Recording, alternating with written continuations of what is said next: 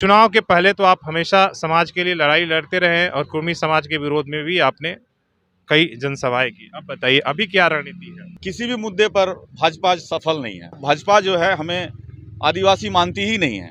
उनके नज़र में हम वनवासी हैं, तो ये बहुत सरासर बहुत गलत बात है। अच्छा, जो आपका पहला मुद्दा था इस बार जयराम और सूर्य सिंह बेसरा दोनों उसी मुद्दे पर चुनाव लड़ रहे जयराम की जो बात है उसमें उनके समाज के जो अगुआ जो अभी बने हुए हैं लोग, चाहे विद्युत महतो हो या और भी शैलेंद्र महतो हो, सबका सिंपैथी है और उनको धन बल से हर तरह से सपोर्ट किया जा रहा है। ऐसे हम लोग का अंदाजा यही है कि वो भाजपा को ही समर्थन करेंगे आने वाला समय में, जिस प्रकार से आजसू करती है। क्या इससे आदिवासी समाज को फर्क पड़ा है? सीएम को जेल जाने से बीजेपी को नुकसान है होने वाला है? क्या उनमें नाराजगी इस बात? राष्ट्रीय परिप्रेक्ष्य में जो हम लोग देख रहे हैं, जो समझ रहे हैं, जो भाजपा आदिवासी के साथ नहीं है, या भाजपा के साथ हमारा नाराजगी है कि भाजपा आदिवासी हित में कोई स्टेप नहीं लेती है, कोई काम नहीं करती। सब दिशा में देख रहे हैं कि इस बार जो है बीजेपी बहुत बुरी तरह से हार रही है। सब तरफ से आक्रोश है आदिवासियों का। जो भाजपा का तानाशाही जिस तरह से आदिवासी को चोट पहुंचा रहा, उनके खिलाफ हम लोग जवाब देना चाहते हैं। जवाब है कि आज हेमंत सोरेन को जिस तरह से उनको जेल में डाला, अरविंद केजरीवाल को जेल में डाला, ये तानाशाही करके जेल में डाला रहा कि उनका डर है, उनका हार है, इसलिए वो जेल में डाला है। तो जो JKBSS की क्या है, वो भी आने वाला समय भाजपा का एक पिछलग्गू टीम बन जाएगा। नमस्कार, सोशल संवाद में स्वागत है। मैं शशि भूषण। अभी लोकसभा चुनाव का समय चल रहा है और हमारे साथ जो है आपका भूमि समाज के जो लोग हैं वो हैं और असित सिंह सरदार हैं। और ये तमाम लोग जो है पिछले आपने इनको अलग अलग जगहों पर अलग अलग ये पर हमें देखा होगा, लगातार ये अपने समाज को लेकर लड़ाई लड़ते रहते हैं। और इनके निशाने पर खासकर कुर्मी समाज के वैसे नेता हैं जो तमाम वो जयराम महतो हो या शैलेंद्र महतो, तमाम लोग जो है इनके निशाने पर रहे हैं। अब चुनाव का समय चल रहा है, हमें पूछना है कि इस चुनाव में क्या इनकी रणनीति है और किस तरीके से लोग वोट करेंगे। तो सबसे पहले इस बार लोकसभा चुनाव में क्या रणनीति रहेगा, इसलिए चुनाव के पहले तो आप हमेशा समाज के लिए लड़ाई लड़ते रहे और कुर्मी समाज के विरोध में भी आपने कई जनसभाएं की। अब बताइए अभी क्या रणनीति है? अभी हमारे युवा का और हमारे समाज की ओर से हम लोग का ये कहना है कि लोकतंत्र बचना चाहिए और लोकतंत्र का ये बहुत बड़ा पर्व है। उसका हम एक एक जन इसका चाहते हैं कि मताधिकार करें और मताधिकार सही जगह पर हो, लोकतंत्र को बचाने में हो। आज दो तरह की बयार बह रही है, दो तरह की लहर है।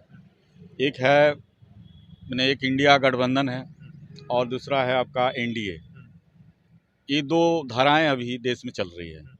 तो इस समय हम आदिवासी लोगों को या हमारे लोगों को ऐसा लगता है कि हमें संविधान बचाने के पक्ष में जो है वहाँ पे हम लोगों को खड़ा होना चाहिए और उस पक्ष में हम लोग को अपना वोट का प्रयोग करना चाहिए। मतलब आप लोग सीधे मोदी या बीजेपी के विरोध में, तो क्या वो तो कह रहे हैं कि भाई आदिवासी जो है मोदी जी के समय इतने सशक्त हुए हैं, हमने राष्ट्रपति तक बना दिया और पहला प्रधानमंत्री को खुट्टी में आया, और आप लोग कह रहे हैं कि हमें संविधान बचाने की। इसके पीछे थोड़ा सा आप कारण बताएं। आप बुद्धिजीवी हैं, इंटेलेक्चुअल हैं, पढ़े लिखे हैं, तो क्या ऐसा कारण? देखिए, जो बीजेपी कर रही है, या बीजेपी तो कहना गलत होगा, मोदी जी जो कर रहे हैं, हमने देखा कि अभी कुछ समय पहले लाल कृष्ण आडवाणी जी को उन्हें सम्मानित किया गया।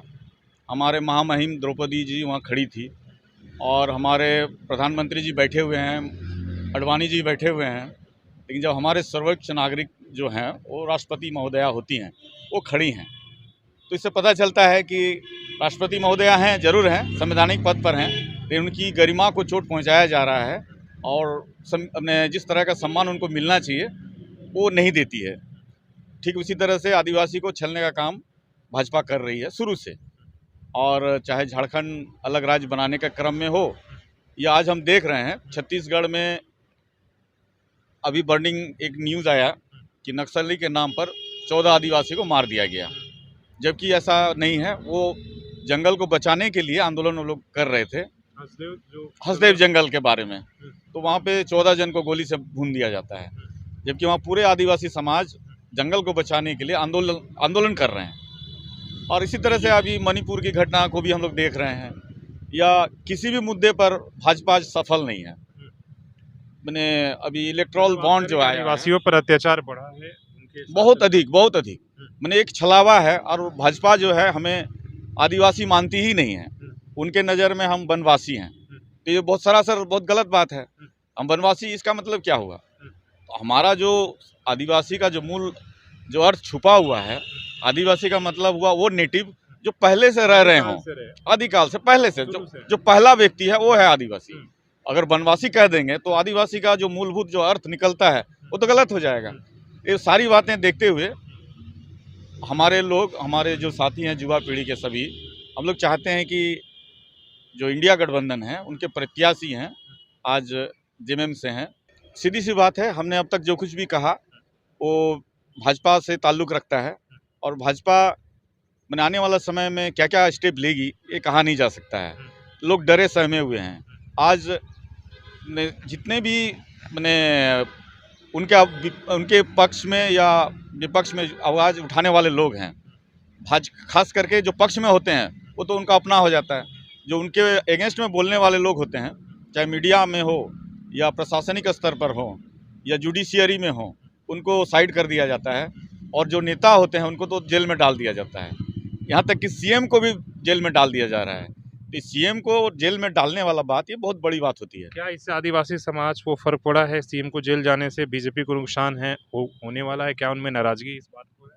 बहुत नाराजगी, देहात में ऐसी है नाराजगी बहुत है कि एक सीएम को बहुत बड़ा कारण नहीं है और उसका कोई पुख्ता प्रमाण भी शायद नहीं है, और उन्हें जेल में डाल दिया गया है। मैंने उनको चुनाव प्रचार प्रसार करने से रोका जा रहा है।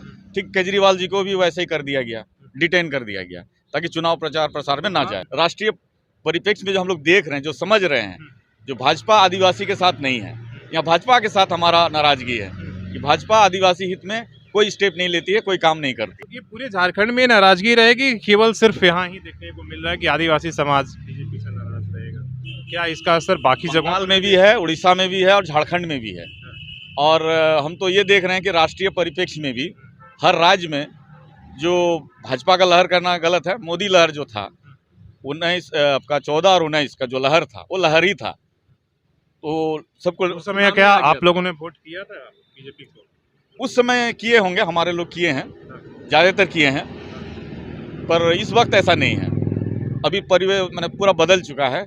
एक बदलाव है कि भाजपा में हम लोगों को वोट नहीं करना है। क्या माहौल है? गाँव तक ये संदेश। आप युवा है, क्या नाम हुआ आपका? दीपक कुमार सिंह। कहाँ से है आप? हम घाटशिला से। क्या माहौल है अभी जो असीस सिंह सरदार बता रहे थे, क्या माहौल है? माहौल इस बार देख रहे हैं कि बीजेपी जो है बुरी तरह से हार रही है। हर जगह से एक लहर आ रही है। हमारे जितने भी युवा साथी जो उड़ीसा बंगाल में हैं, सब दिशा में देख रहे हैं कि इस बार जो है बीजेपी बहुत बुरी तरह से हार रही है।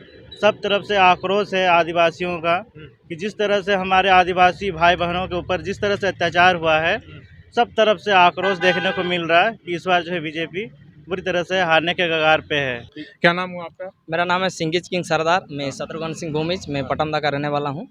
क्या है इस बार चुनाव में आप लोग की रणनीति और क्यों नाराजगी है? नाराजगी इसलिए है कि हमारे एक तो हम समाज का मुद्दे में नहीं जाना चाहता हूँ मैं। एक जो भाजपा का तानाशाही जिस तरह से आदिवासी को चोट पहुँचा रहा, उनके खिलाफ हम लोग जवाब देना चाहते हैं। जवाब है कि आज हेमंत सोरेन को जिस तरह से उनको जेल में डाला, अरविंद केजरीवाल को जेल में डाला, ये तानाशाही करके जेल में डाला रहा कि उनका डर है, उनका हार है, इसलिए वो जेल में डाला है कि इन लोग से नहीं सकेंगे। इसको जेल में डाल देने से माहौल आराम से बन जाएगा। हिंदू मुस्लिम सिख ईसाई करके आज पूरा भारतवर्ष में दांगा फैला के रख दिया है। इससे हम लोग जानकारी हो चुके हैं, जागरूक हो चुके हैं। इनको 24 में इसको चोट पहुंचाएंगे वोट के माध्यम से। क्या माहौल रहेगा भाई चुनाव में?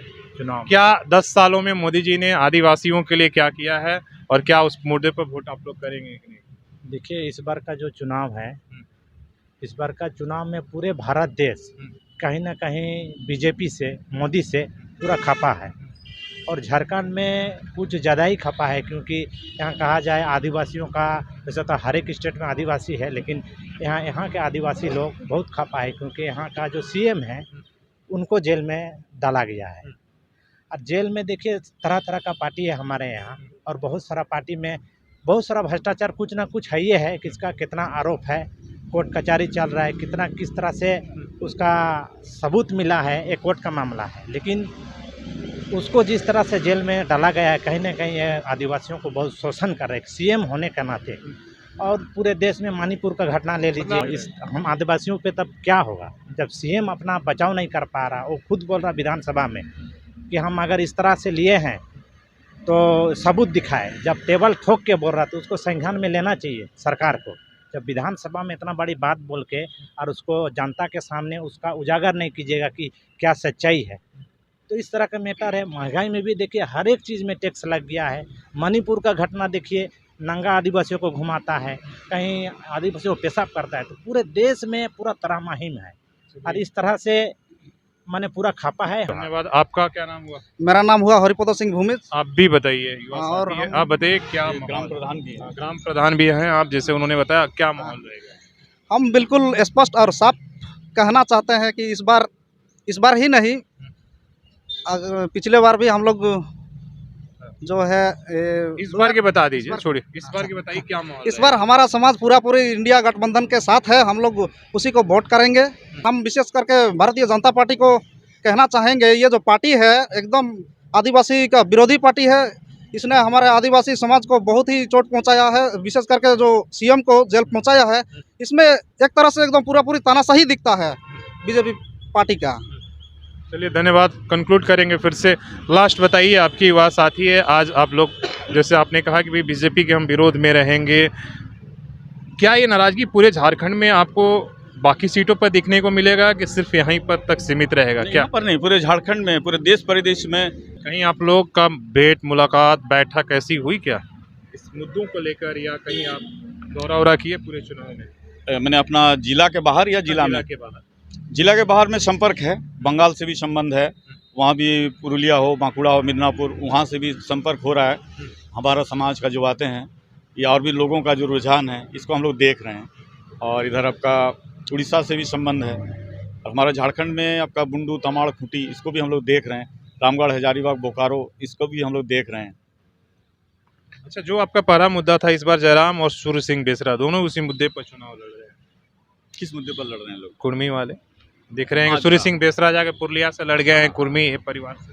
नहीं, अभी बेसरा का तो क्या झारग्राम बोलेंगे? से। हाँ। बेसरा तो बेसहारा है, उनको पता चल जाएगा कि क्या होने वाला है उनका हश्र। 5 साल के लिए फिर गुमनाम हो जाएंगे वो। और रही बात थोड़ा सा जयराम की जो बात है, उसमें उनके समाज के जो अगुआ जो अभी बने हुए हैं लोग, चाहे विद्युत महतो हो या और भी शैलेंद्र महतो हो, सबका सिंपैथी है और उनको धन बल से हर तरह से सपोर्ट किया जा रहा है। इसलिए यहाँ कैंडिडेट नहीं दिए गए। इसलिए यहाँ पे तो कैंडिडेट नहीं है उनका। और यही है, लेकिन देखा जाएगा कि ऐसे भाजपा का ही बी टीम के रूप में उनको हम लोग समझ रहे थे, या अभी भी समझ ही रहे हैं। तो चुनाव के बाद पता चल ही जाएगा कि कहाँ है वो। ऐसे हम लोग का अंदाजा यही है कि वो भाजपा को ही समर्थन करेंगे आने वाला समय में, जिस प्रकार से आजसू करती है। तो जो JKB SS की क्या है, वो भी आगे आने वाला समय भाजपा का एक पिछलग्गू टीम बन जाएगा। चलिए, ठीक है, बहुत बहुत धन्यवाद। तो आप आशीष सिंह सरदार, उनके साथियों का यहाँ पर बातचीत आप सुन रहे थे, और इनकी खासकर बीजेपी से नाराजगी है। और आने वाला वक्त बताएगा, जब 4 जून आएगा, कि ये नाराजगी बीजेपी को भारी पड़ता है या क्या होता है, या जो उनका हौसला है कि 400 पार या वो होता है। तो ये वक्त बताएगा। अपने सहयोगी शेष राममूर्ति के साथ शशि भूषण, सोशल संवाद न्यूज़, झारखंड।